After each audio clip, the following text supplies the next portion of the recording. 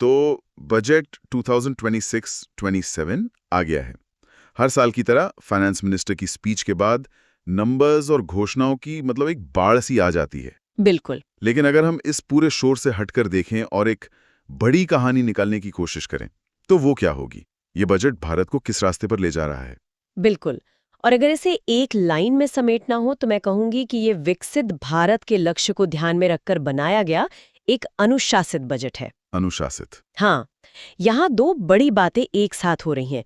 एक तरफ भविष्य के लिए बड़ा खर्च और दूसरी तरफ वित्तीय अनुशासन, मतलब पैसे को बहुत सावधानी से मैनेज करना। ठीक है, तो चलिए इसी वित्तीय अनुशासन को पहले समझते हैं। सबसे बड़ा आंकड़ा जो सामने आ रहा है वो है राजकोषीय घाटे का लक्ष्य। फिस्कल डेफिसिट, हाँ, उसे 4.3% पर रखा गया है। ये क्या दिखाता है? ये बहुत जरूरी है। ये दिखाता है कि सरकार अपनी आमदनी और खर्च के बीच के अंतर को कम कर रही है। मतलब इसे ऐसे समझिए कि सरकार अपनी चादर से ज्यादा पैर नहीं पसार रही। अच्छा। और ये एक स्थिर अर्थव्यवस्था का संकेत है। दुनिया भर के निवेशकों के लिए ये एक पॉजिटिव सिग्नल है। लेकिन यहाँ एक दिलचस्प बात है। एक तरफ सरकार अनुशासन की बात कर रही है और दूसरी तरफ पूंजीगत व्यय यानी कैपेक्स के लिए 12.2 लाख करोड़ रुपए की भारी भरकम रकम रखी है। ये तो विरोधाभासी लगता है। सही सवाल है, पर यहाँ विरोधाभास नहीं बल्कि प्राथमिकता है। प्राथमिकता कैसे? सरकार का साफ संदेश है कि पैसा इंफ्रास्ट्रक्चर यानी देश की बुनियाद बनाने पर खर्च होगा। सड़कें, रेलवे, बंदरगाह, ये सब।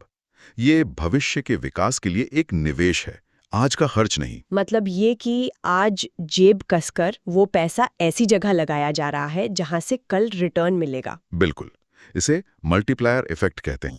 इंफ्रास्ट्रक्चर पर खर्च किया गया हर एक रुपया अर्थव्यवस्था में 3 से 4 रुपए की एक्टिविटी पैदा करता है। चलिए अब उस हिस्से पर आते हैं जिसका सबको इंतजार रहता है, हमारी जेब पर क्या असर पड़ेगा। सबसे बड़ी घोषणा है नया आयकर अधिनियम 2025, हाँ, जो 1 अप्रैल 2026 से लागू होगा। ये सुनने में बहुत बड़ा बदलाव लग रहा है भी। इसका मुख्य उद्देश्य है सरलीकरण, मतलब इजी कंप्लायंस।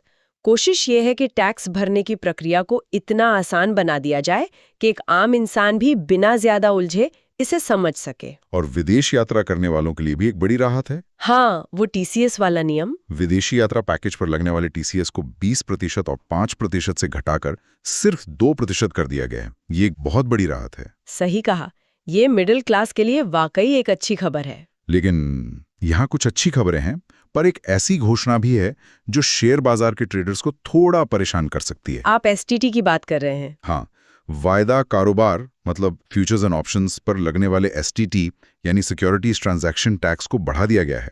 ऑप्शंस पर यह अब 0.15% तक हो गया है। ये एक महत्वपूर्ण सवाल उठाता है। ऐसा लगता है कि इसका मकसद बाजार में बहुत ज्यादा सट्टेबाजी यानी स्पेक्यूलेशन को कम करना हो सकता है। लेकिन क्या इससे धंधे ट्रेडर्स को झटका नहीं लगेगा? उनके लिए तो ये बिजनेस करने की लागत सीधे सीधे बढ़ गई। बिल्कुल लगेगा। जो लोग दिन प्रतिदिन ट्रेडिंग करते हैं उनके मुनाफे पर इसका सीधा असर पड़ेगा। ये एक दोधारी तलवार है, इसमें कोई शक नहीं। लेकिन कुछ अच्छी खबरें भी हैं। क्या सस्ता हुआ और क्या महंगा? राहत की बात यह है कि कैंसर की कुछ जीवन रक्षक दवाएं सस्ती होंगी। इसके अलावा मोबाइल फोन के पुर्जे और चमड़े के जूतों का कच्चा माल भी सस्ता होगा। अच्छा। और निजी आयात पर लगने वाली ड्यूटी भी 20% से घटाकर 10% कर दी गई है। ठीक है, चलिए वापस उस 12.2 लाख करोड़ रुपए के इंफ्रास्ट्रक्चर खर्च पर आते हैं। मैं इसको लेकर काफी उत्साहित हूँ। होना भी चाहिए। यहाँ की घोषणाएं वाकई भविष्य की तस्वीर दिखाती हैं। 7 नए high speed rail corridor, Delhi Varanasi, Mumbai Pune. सोचिए इन शहरों के बीच का सफर कितना आसान और तेज हो जाएगा। बिल्कुल। और ये सिर्फ रेल तक सीमित नहीं है। अगर हम इसे बड़ी तस्वीर से जोड़ें तो सरकार भविष्य के लिए युवाओं को भी तैयार कर रही है। वो एवीजीसी लैब्स वाली बात। हाँ, 15,000 स्कूलों में एवीजीसी मतलब एनिमेशन, विजुअल इफेक्ट्स, गेमिंग और कॉमिक्स, इसके लिए क्रिएटर लैब्स बनाने की योजना है। ये तो कमाल है। मतलब हम अपने बच्चों को सिर्फ किताबी ज्ञान नहीं बल्कि भविष्य के स्किल्स भी सिखा रहे हैं। यही कोशिश है। ये शिक्षा को सीधे भविष्य के रोजगार से जोड़ने की एक कोशिश है। हम सिर्फ जॉब सीकर नहीं, जॉब क्रिएटर बनाना चाहते हैं। और विज्ञान के क्षेत्र में भी काफी कुछ है। मैंने अंतरिक्ष विज्ञान पर जोर के बारे में पढ़ा। 4 नई टेलीस्कोप सुविधाओं की बात कही गई है। सही।